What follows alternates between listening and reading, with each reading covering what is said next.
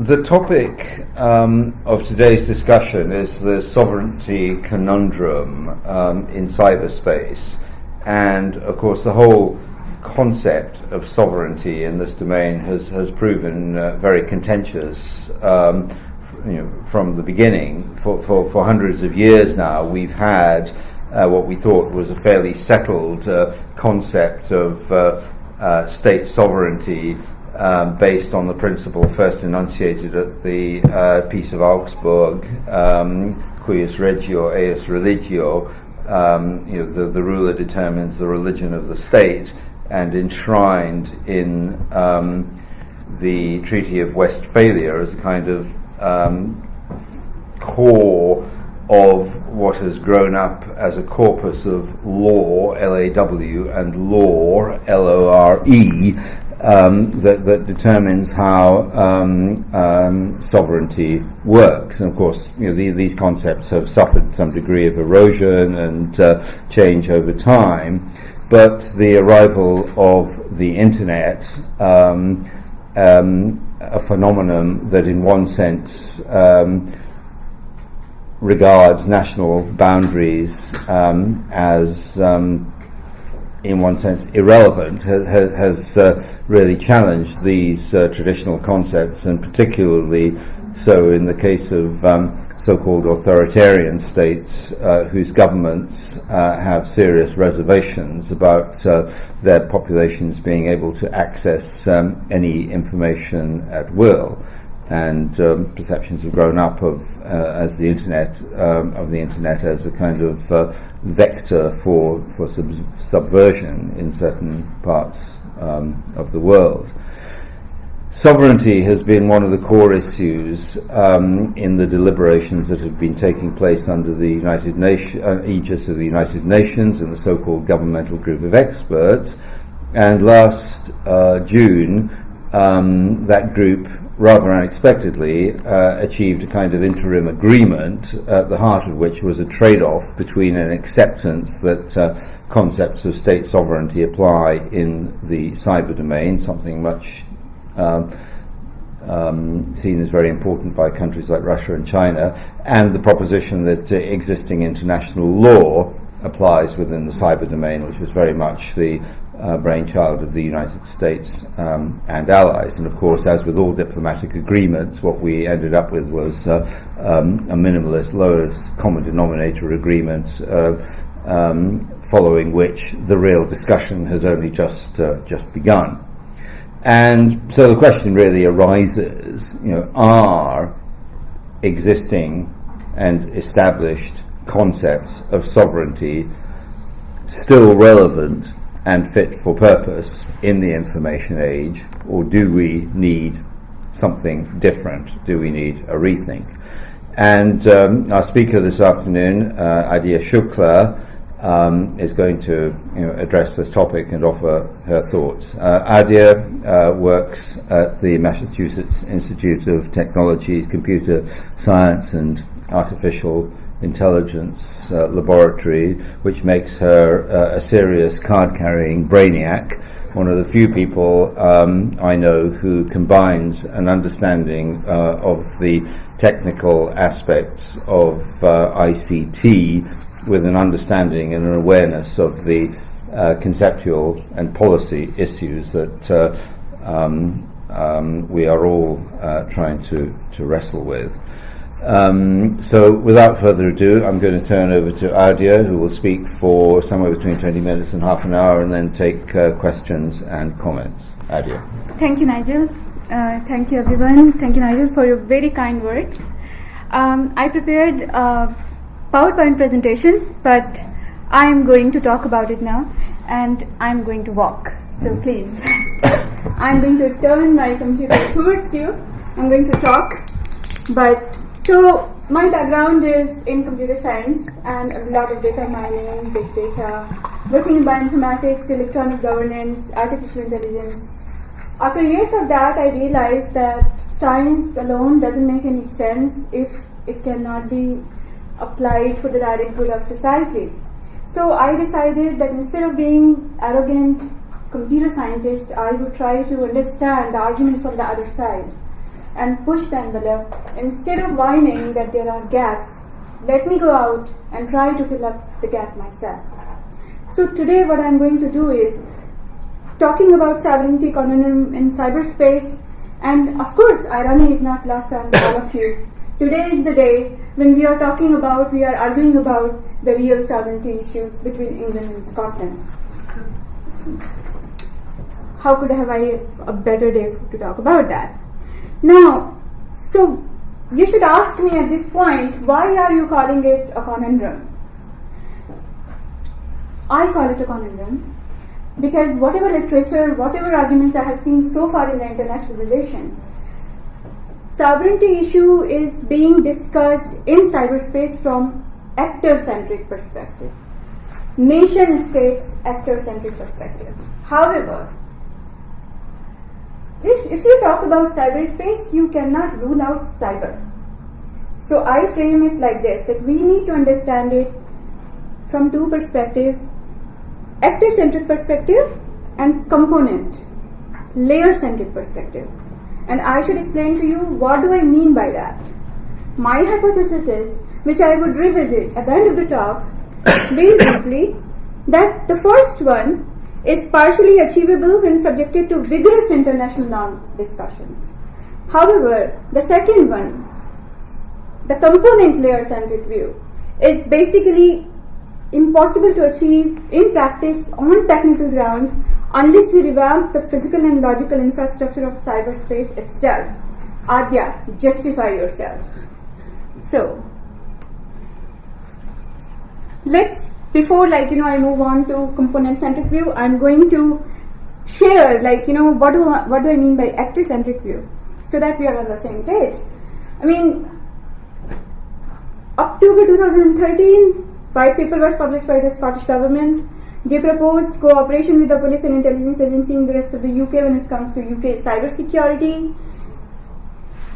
Theresa May contradicted the perspective. Scotland would be denied access to the UK's most sophisticated and secret intelligence and counter-terrorism tools if it became independent. Of course, Justin Maxwell said Home Secretary's claims were wrong. So where do we go from there? Talking about sovereignty in cyberspace, if we take those two arguments, Vodafone actually they shared their report, the law enforcement disclosure report, and they actually made it clear that intelligence agencies have collaboration agreement with communication companies and service providers. It is pretty difficult to imagine any scenario where GCHQ closes its ears to what happens in Scotland. UK will need to keep a newly independent Scotland firmly within the security framework, and Scotland will be compelled to stay there. It is in no one's interest to let the notion of a weak link take hold. You will see the connection of this slide when I start talking about sovereignty as it is understood in IR domain. So if I pose a question that if you don't come from the conventional computer science side, if I pose a question in light of the integrated telecom networks, Vodafone and other companies, which packets are Scottish and which are not? How would you determine that? Moving on. Let's look at what was the UK's view of this. People are talking about, various nation states are talking about sovereignty in cyberspace. Let's start off with the UK. I would just read from the in 2011, the concept of sovereignty in National Cybersecurity Report of the UK, it's being discussed. But descriptions are missing. Granularities are missing. What do we mean? What needs to be done if it's being violated?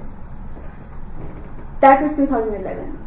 2013, the report presented to the House of Commons Defence Committee cites that there is no internationally accepted definition of a breach of sovereignty in cyberspace, nor is it clear what type of response would be deemed proportionate to particular type of breaches. Let's see what Russia says. So Russia's cyber doctrine, when they talk about sovereignty, they talk about managing information space. I looked at a lot of reports, especially Russia. I spoke with Russian scientists who are working on these issues. Granularity is still missing. At this point, we should ask, what is information space? What entities it is composed of? Is it like airspace? What mechanisms are utilized to detect that information space has been violated? Let's look at Canada. What does Canada say? Canada talks about, when it comes to cyber sovereignty, they talk about having a cyber perimeter. What are they doing when they talk about protecting their cyber perimeter? They are basically banning foreign IT companies from working on new federal telephone system in Ottawa. They are invoking a national security exemption on trade obligations. Of course, they have very valid reasons to do that. But my question is, 3 nations, 3 concepts: cyber perimeter, information space, asset breach. What is cyber sovereignty? Let's move on. So I thought at this point it would be interesting to make link between how it is understood in the conventional IR domain and whether it maps onto my domain or not. So I looked at 3 models.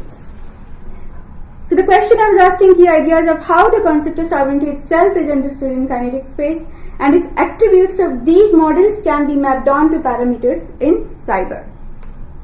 So the first one I looked at, quite contentious and very well described. So I looked at Krasner's taxonomy, Stephen Krasner's taxonomy, and he defines, basically he says that sovereignty itself is an institution which nation states talk about, they are proud of it, but they regularly violate the concept itself. So basically, he calls sovereignty an organized hypocrisy in his book. However, when it comes to Krasner's classification of sovereignty, he basically talks about state sovereignty, Westphalian sovereignty, international legal, interdependency, and domestic. He is not worried about the last 2. Mostly he focuses on state and international legal sovereignty. So I actually decided to look at the attributes, trying to extract the concepts and what are the defining attributes, what are the elaborations of those concepts by way of actual events happening in cyberspace or in kinetic space, and what are the counter examples.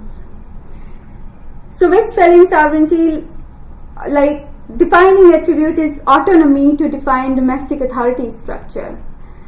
Elaboration would be prevention of terrorist activities, Act of India. And counter example would be weakening of UK's anti-terror laws by EU rulings. It's showing that state sovereignty gets weakened by superstates. Similarly, international legal sovereignty, he talks about that concept, and the defining attribute of that is mutual recognition of interdependent territorial entities. For example, elaboration would be Russia is recognized by the US and vice versa, Russia-Ukraine territorial field, which is going on right now. Domestic sovereignty, probably I don't need to go into that because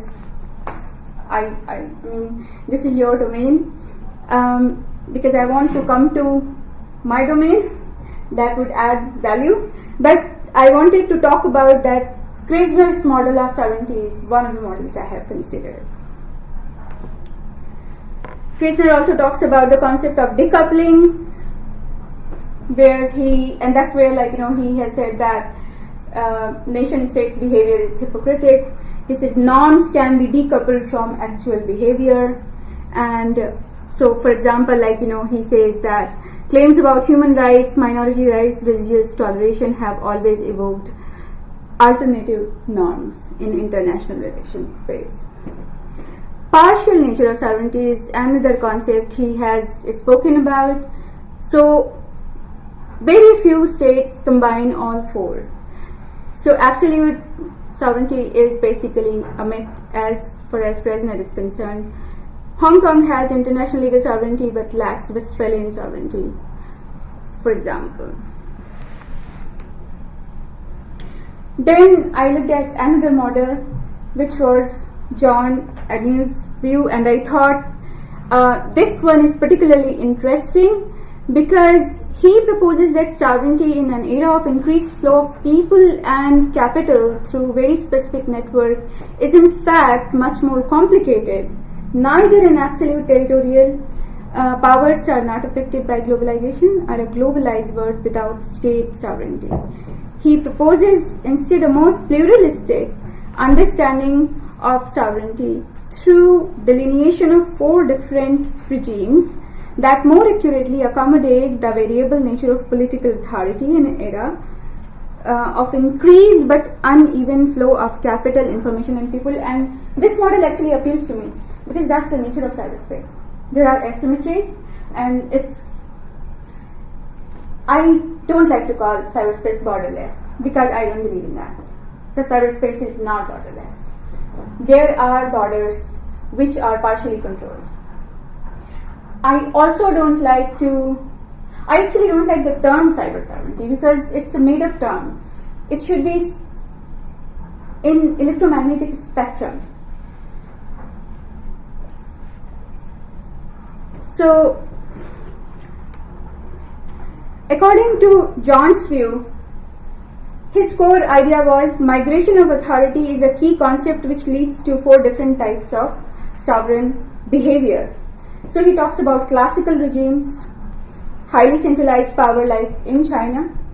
Then he talks about imperialist regimes where weak infrastructural powers, external despotic influence, weak central authority. And he talks about integrative regimes like EU where states out of their own will relinquish control to some extent. And then we have globalist regimes like USA. They exercise non-conventional methods to basically non-conventional mechanisms to have more control. Moving on to that, so I basically I extracted parameters, the concepts, the defining attributes and elaboration of that from that model as well. So I will just read out the concepts because these concepts I will take them and I will try to map it onto cyberspace. So the concepts are territorial security. What do I mean? Can you, on cyber nodes, establish territorial security or not? My answer is partial. Territorial opportunity, which is, according to John, need of trade, investment and alliance. Because of that need, states themselves, they are happy to make sacrifices when it comes on their absolute state sovereignty issue. So, for example, I will give you an example. It's very recent. India's Look East policy. So, Chinese president last week has visited India. He's actually still in India.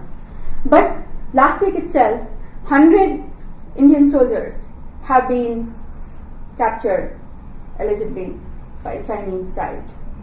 So, these things are happening side by side. Notion of boundary. So, according to John, soft boundaries do not exist. Hard boundaries do not exist, soft boundaries exist. For example, he talks about various examples. I have brought it closer to home, like India, Nepal, who is in and who is out is hard to determine. Why I'm talking about it? Because it's about asset management. It's about resource management. It's about monitoring. It's about having control. And if you cannot monitor what is in and what is out, that can happen to a data packet.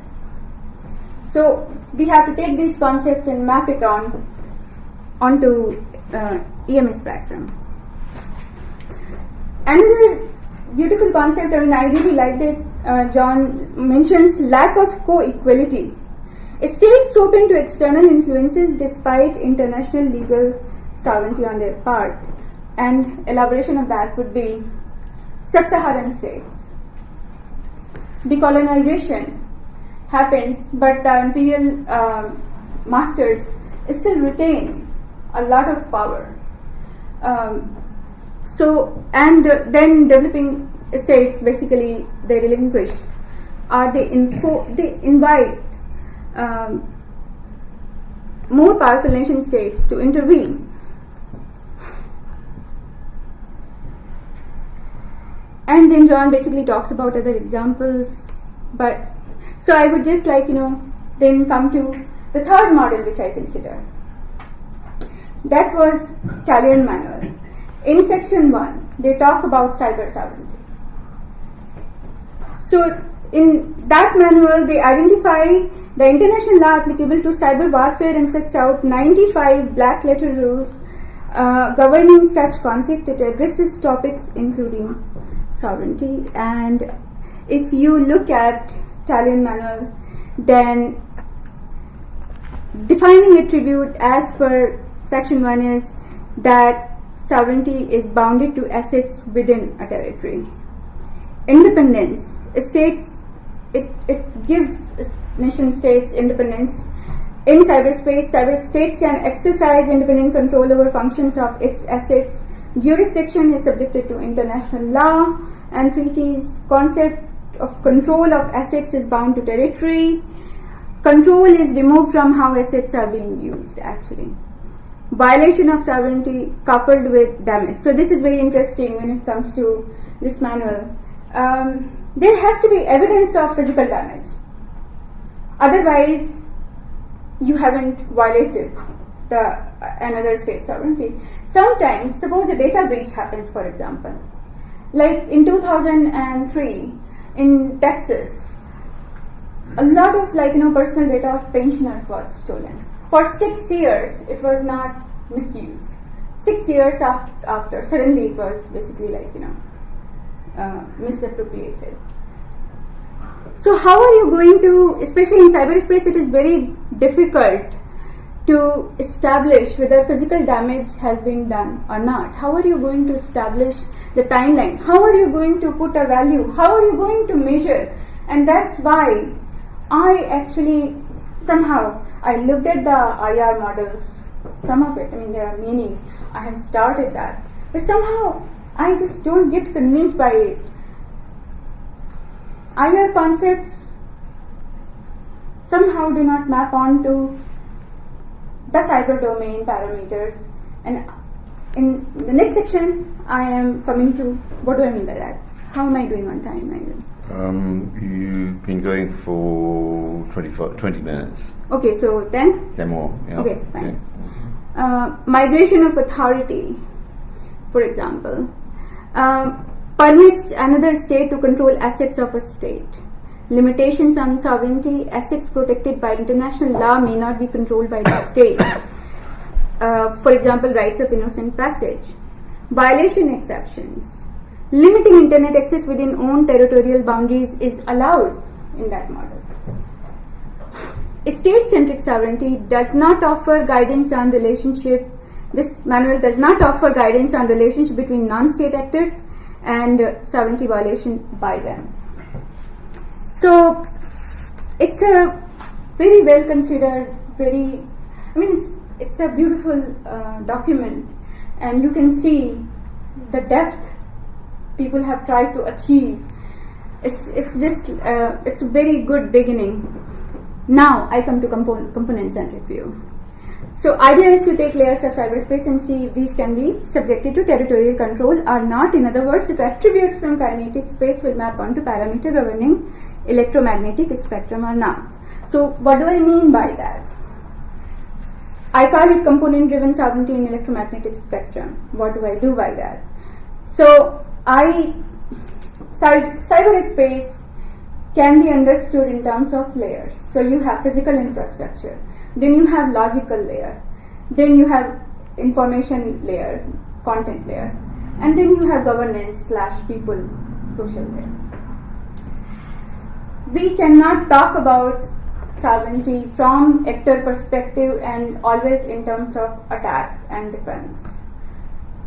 We need to think about it from component-centric view. If you can control these 4 layers, if you can apply control, if you can monitor how they are being targeted or not, how they are evolving.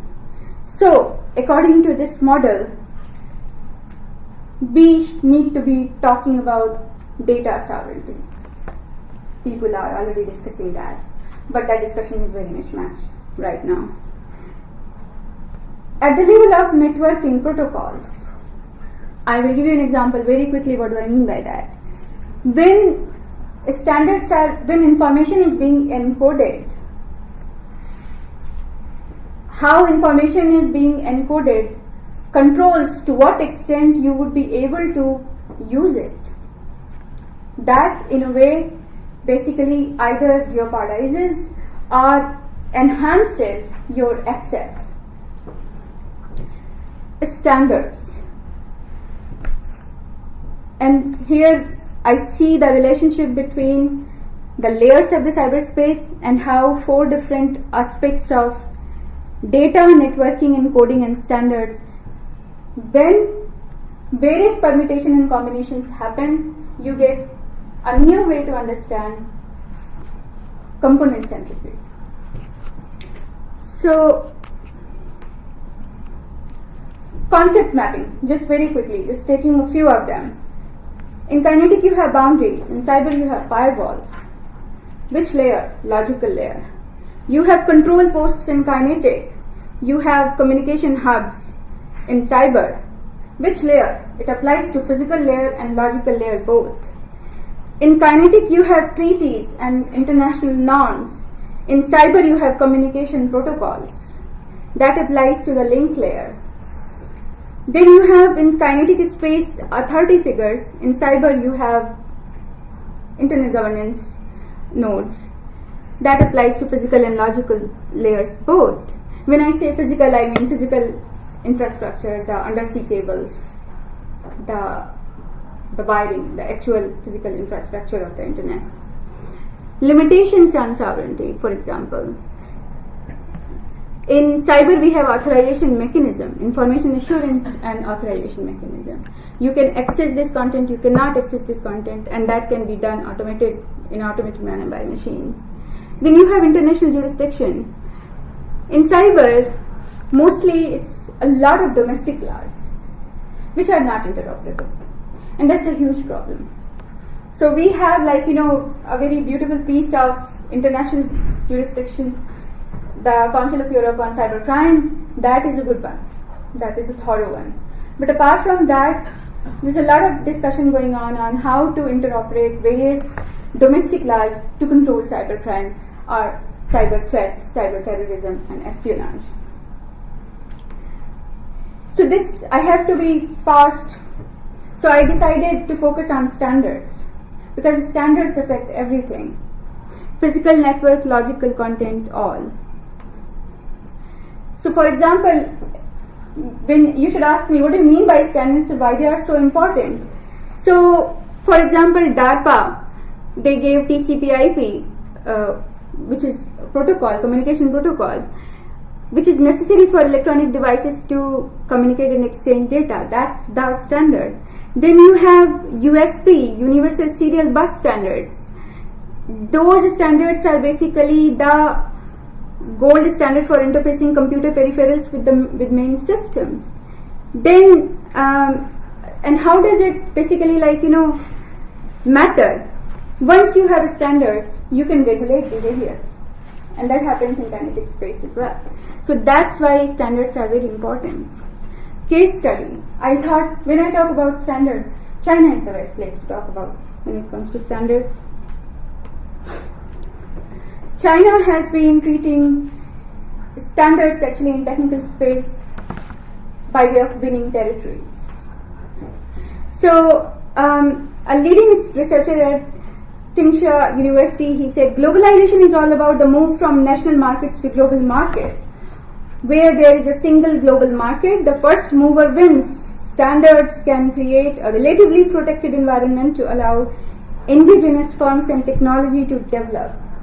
Otherwise, the first mover, who comes most often from a developed country, will be left behind and cannot compete using same terms. So basically, this is standards are a new mechanism to establish territories, to win wars in cyberspace. And I feel very strongly about that, because that's really based on whatever research I have done in various domains, I have seen standards rule a lot of things. So standards across 3 dimensions, what China is doing, they are developing indigenous innovation capabilities in order to be free of foreign technology. And the idea of sovereignty in kinetic space is about having more control on your affairs, to minimize interference from external actors, or to deal with that more efficiently. And free China from reliance upon and paying for foreign technology standards, basically eliminating royalty payments. So that is basically in order to have more economic advantage. And then earning revenues for Chinese companies as foreign firms are forced to sell compliant products, or as products utilizing Chinese standards and technology developed overseas markets. So it's about basically also spreading your circle of influence. And that goes back to when I talked about John's model, that US basically uses other methods to spread its influence. And you see that standards are being manipulated like that to do the same thing. At the heart of it is the same concern, to increase your circle of influence, to have more power. Recap quickly. China has been doing it since 1950s. They have a technology standardization law which came in 1989, and the interesting thing about it is that it doesn't talk about intellectual property at all right now. So to their credit, they are trying to update it, and there have been a couple of negotiations. The last one was submitted in June 2013, and they are still discussing it, because in China there are many committees and all of them participate, and there's a huge discussion going on. So probably you will see that their technology standardization law will be changed soon, and that would have a huge impact in their relationship, especially with the US and the UK, because the concern of both nations is on IP management, intellectual property right management. So, for example, in 2009, China pushed forward own encryption standard. What did they do? The Chinese government, what they did was establishment of an industrial alliance to better support homegrown technology standard as TD-SCDMA for mobile communication, basically. So if you develop your own coding scheme, and if you embed that, if you make your devices friendly only to that kind of standardization, then it's a kind of basically having monopoly. So they did it for market development reasons, and they did it for increased participation in the international standard scenario. But that was not the only thing. 2000 was so many years back. They have been pushing on it, and here I have basically talked about 10 various standards about where they sort of brought digital video players using their standards, mobile telephony, their standards. They refused to use international standards, which were basically more international standards acceptable by other nations. Mobile TV, radio frequency identification, security computer chip, wireless metro area. I don't need to bore you with this list. The idea is standards are being used to mark territories.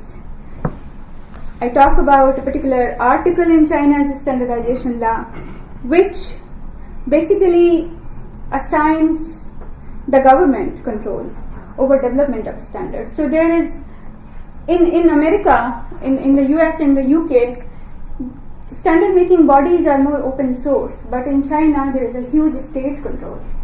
and nothing moves without that. They have Article 7 and 12, which actually allows, due to this article in the law, Chinese authorities have the ability to make a technology standard compulsory and legally enforceable.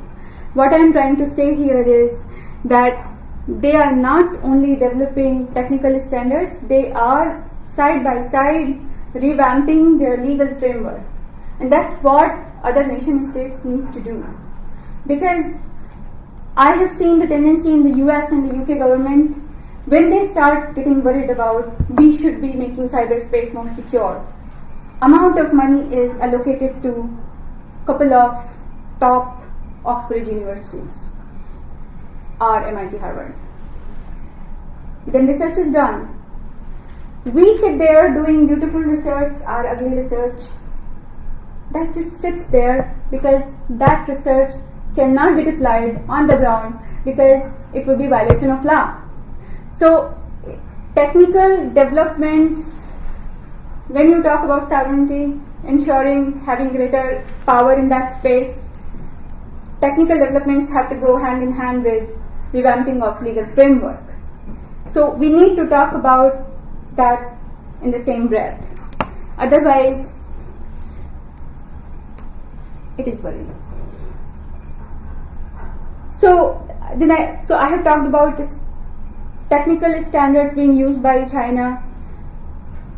Then at the data layer, for example, how it affects the sovereignty issue.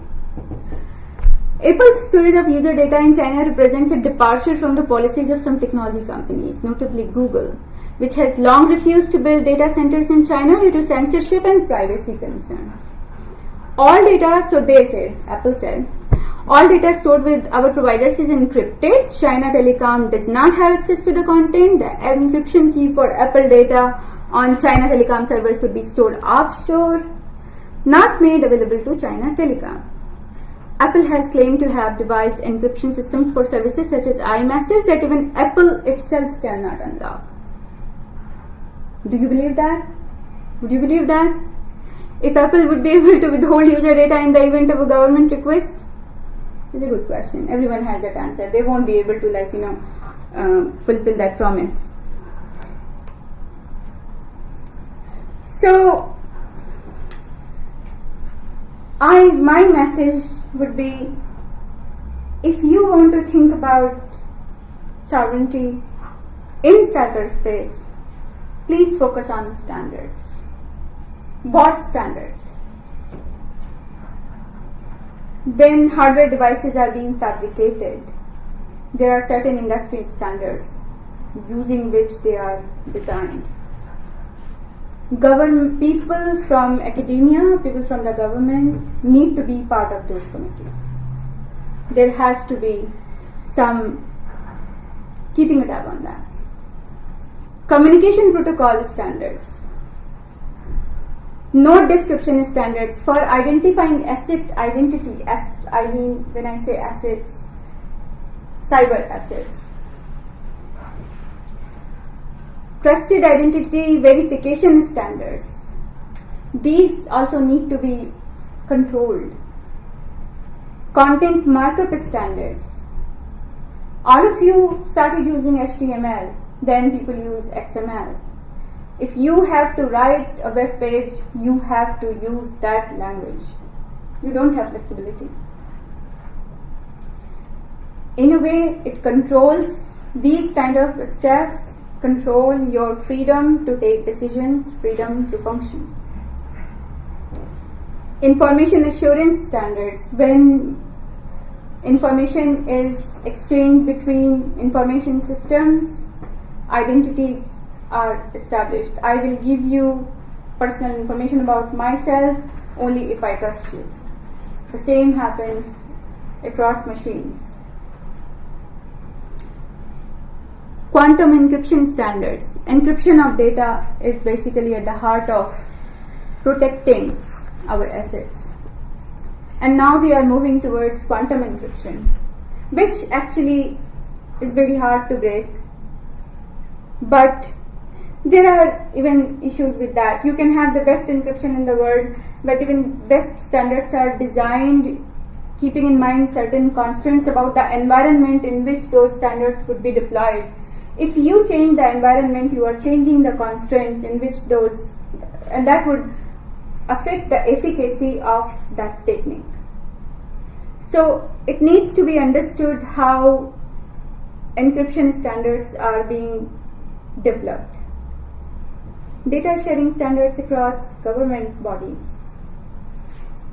That is at the heart of so many breaches. Systems don't have interoperability. I mean, I feel very passionate about it because I feel we are talking about securing the cyberspace. We want to go on the fourth step even before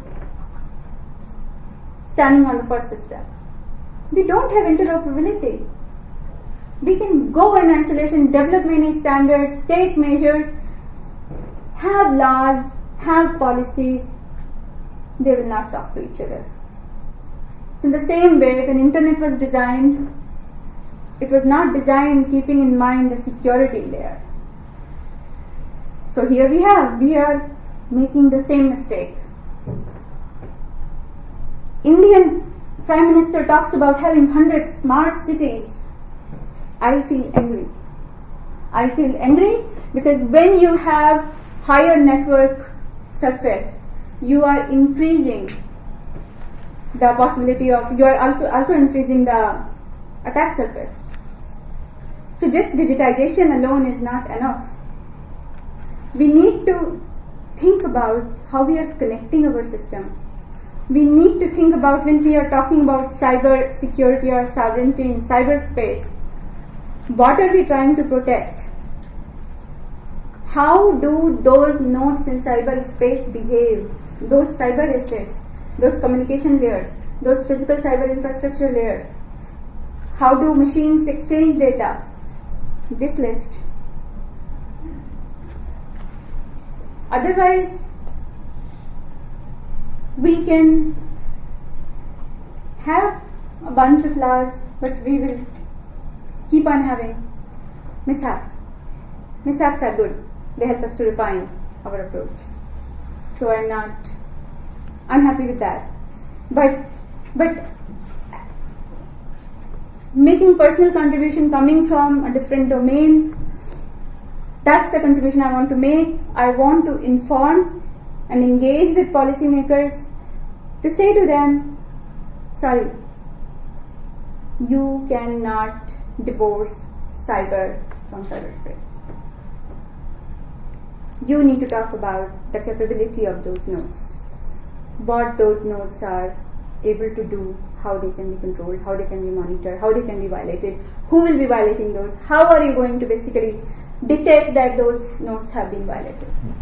We need to ask those questions. And given I have limited time, I cannot elaborate on a lot of technical concepts here, but I will be very happy to circulate my paper. Okay. Ajay, thank you very much. Sit down now, if you want. Okay, Adi, look, thank you very much. That's, there was a huge amount there, and I, for one, would be, how should I put it, pathetically grateful if you would circulate a copy of your paper to me. So if anybody else would like to receive that, then please, let Adi know. But you've got one, definite sitting on your left. We've got about 15 minutes for comments and questions, so I'm happy now to open up the floor.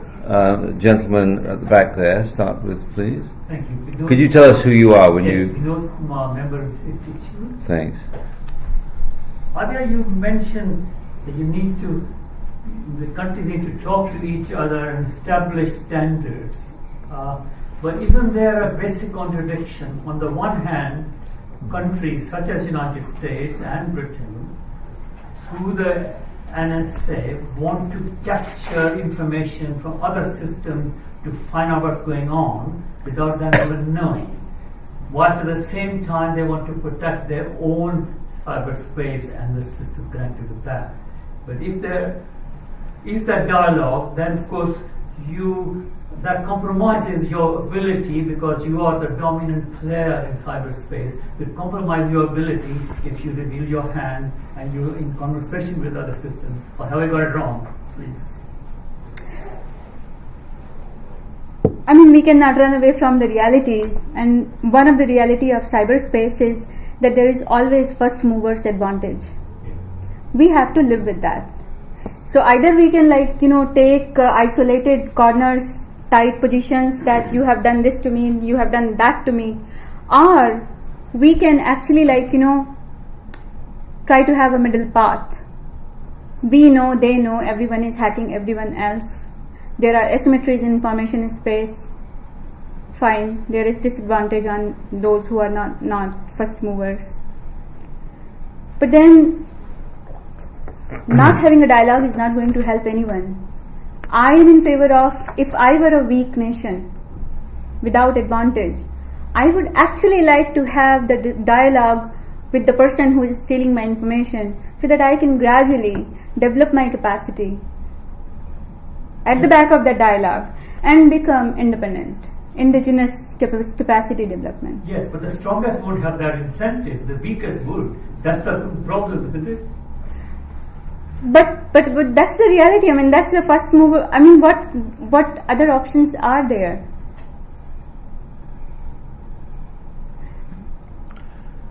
Okay, that is. I mean, I agree with you. That is a contradiction. I mean, I would say that dialogue is the only way forward.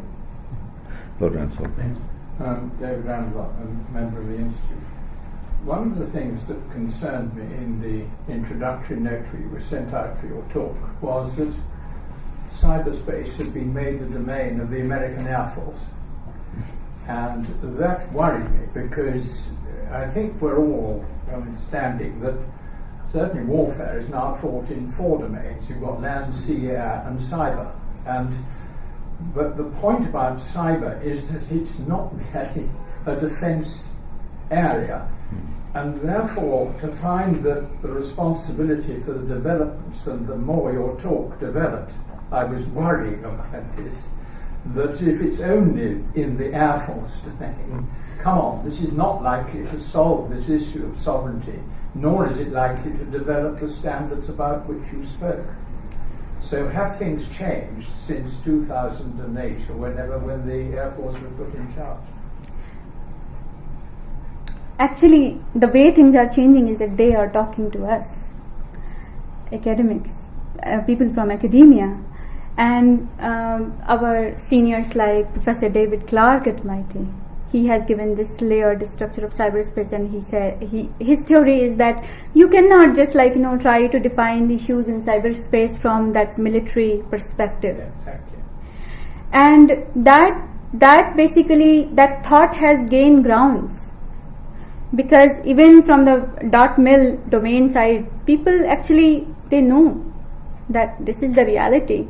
So they may basically from what, because before MIT for 3 years I have been engaged as a fellow at Harvard in Kennedy School of Government, and so I had, by virtue of being in that place, we had access to people from the .mil domain, talking to them from the very top level, and having off the record access to their thinking, and they actually agree.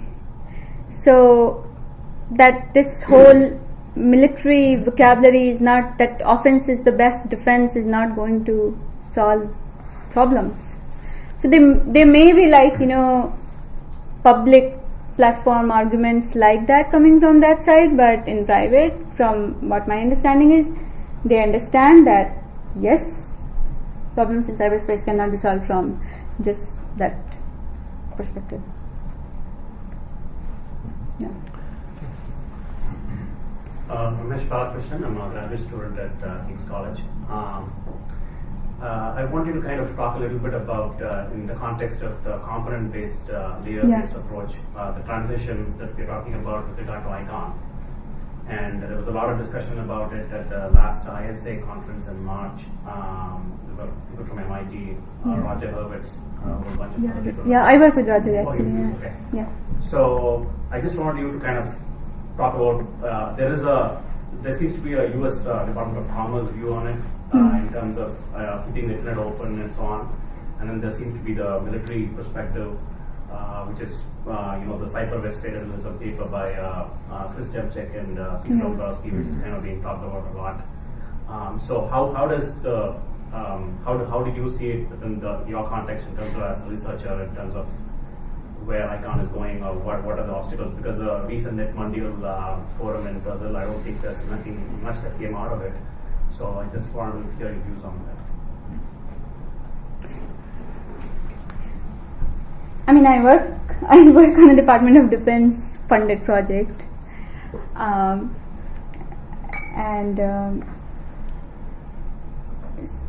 I understand their priorities.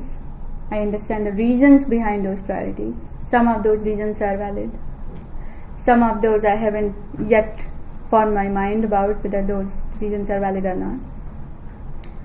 Coming to your question, I have faith in disruptive power of technology.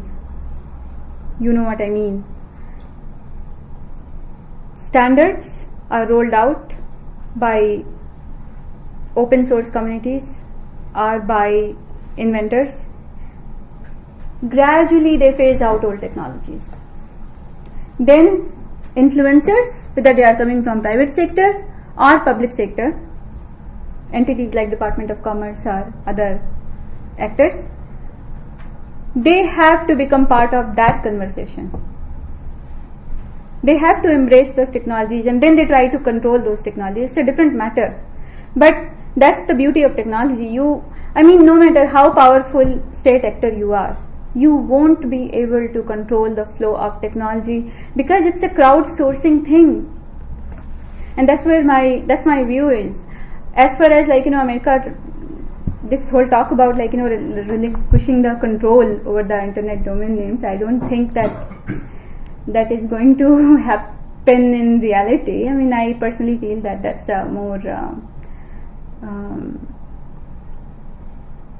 a goodwill exercise. But I think something good will come out of it, but I don't really see America relinquishing, Department of Commerce, relinquishing control. I mean, if I can come in on this, the proposition has been mooted that ICANN might evolve into some kind of international organization, located maybe not in the United States, maybe in Geneva, I think has been suggested as a possible venue. You seem skeptical about that prospect gathering momentum, idea. Yeah, because I spoke with some of the doctrinal people, and I asked the same question to them basically. The question you asked me, I asked them last week. I can't name names, but that's their view. And here, we are in an academic setting, so I can basically, say it. I am skeptical. I would be happy to be wronged, but I am skeptical. It goes back to the whole sovereign issues. It's about pushing your circle of influence. Yeah. It's not going to happen that easily, and it should not happen overnight. Because when you don't, it's like, military forces withdrawing from Iraq. Have some infrastructure in place to take that responsibility to do it. Why to break something which works? There is that argument.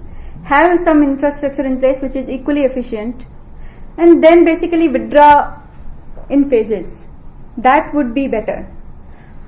I don't want India, Brazil, China to have a cacophony of what should be done. Right now, at least we have something which works. So when it comes to these issues, I don't have East or West, America or UK, India, UK, US loyalties. I see these issues from pure technical perspective. Right now, we have a system which works. It should be phased out gradually. In short term, America is not going to relinquish it. It's a PR exercise, in my opinion. But they have good intentions because they also know the benefit of doing that. If you basically lose a little bit of ground in one domain, you can be a greater influencer in the non-discussion space. Otherwise, people just like, the dialogue simply doesn't happen. But currently there is no dialogue happening between the so-called non-democratic states and the other group, which is kind of the US and the Western states. The like-minded, I think the term is. Yeah, like-minded states. And then you have the so-called swing states in the middle, Brazil, India, and so on.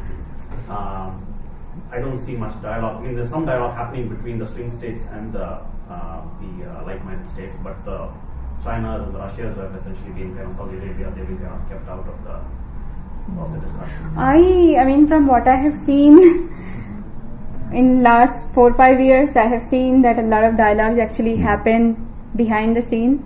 So all these academic conferences happen at MIT, and a lot of diplomats are invited. Academic people give their talks, diplomats have their discussions. They get informed by the research done by academics, people from the academia. They get informed, they are open-minded. I used to be very skeptical about people from policy, people from government side. But I am becoming I wouldn't say converted, but I see the value of having empathy and sympathy for the other side, because they also have to do a job. We cannot just make noises about privacy and surveillance, and at the same time, if a terrorist attack happens, we basically say the government was inefficient. And I think from my perspective, I've seen and had direct involvement. There are talks going on with countries like China and Russia at various levels in various different configurations. So it's not as if the countries are being excluded from the dialogue. There is one going on. We've got one more question, and I think I'm going to have to sort of close the bidding. So. Thank you. Jim Norton, I'm chairman of the Royal Academy of Engineering here in the UK, it's been in practice on digital systems engineering. I'd like to explore the argument about standards. So I go back a long way in this space. So, for example, there has always been conflict and rivalry in standards. Yeah. So TCP/IP, which you referenced, Yeah. saw off standards preferred actually by governments, which were X-series standards, in the early 1980s. Standards also tend to be plural. Yeah. So, for example, we saw what happened when Japan tried to stand alone against mobile communication standards. I was one of those who negotiated with Japanese to bring them back on board with third-generation mobile, so that your telephone would work in Japan. The next generations of mobile phone standards will have at least 5 or 6 different variants, one of which will be a Chinese variant. So it's difficult to see how you can exert power through that standard when it's not unique. And the power of technology, which we've talked about, means that most, for example, mobile phones will support all 5 different standards and probably 20 different frequency bands at the same time, because we're actually very poor at managing that process. So we need standards. It's hard to see how you get a monopoly in standards, except at the very lowest level. I actually I agree with you. I showed a whole list of China. China pushed for it, but China actually did not succeed, because even the biggest player in China, like Huawei and ZTE, they actually they want to use more international standards because they have to sell their product. But so there is this tension. When it comes to standards, we should never have a monolithic picture, because monolithic picture is against the whole spirit of innovation. We need to have competing standards. But at the same time, I am personally against vendor monopoly.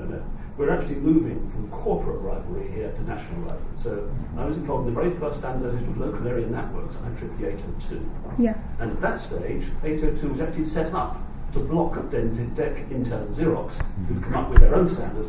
And the determination 802 was it would be anything but the DEC intern Xerox standard, therefore giving the rest of the industry a year or two to catch up. You know, this is well-worn battle. Maybe the actors are changing slightly, but the battle's still there. But like may I ask for your opinion? Do you see any validity in my statement that standards are actually at the heart of Standards so many are issues? a very important part of this, but I think what Nigel said is even more important.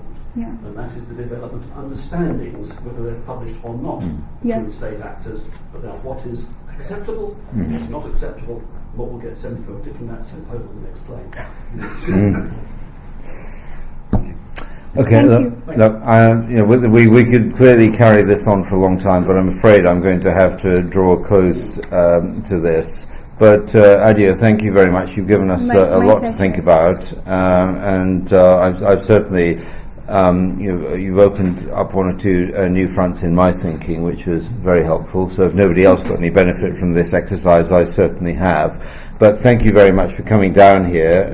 I know the idea was up in Scotland this morning, voting against Scottish independence or for Scottish independence. I don't know. No, my talk was to happen yesterday, but then Yeah. I requested Nigel that may I come Yeah. on the 18th because I must vote. Okay. So, but anyway, thank you very much for taking the trouble to come, and please join me in thanking Adia.